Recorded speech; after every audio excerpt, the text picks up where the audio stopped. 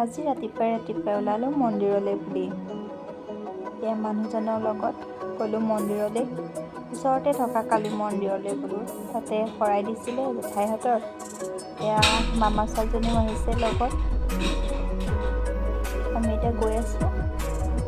এয়া আহিছোঁ। আজি ইয়াত খানাও আছে। প্ৰথমতে গৈয়ে কালী মাৰ সেৱা ল'লোঁ। লৈ মেলি আহি এয়া কালী মাৰ ওচৰত সেৱা ল'লোঁ।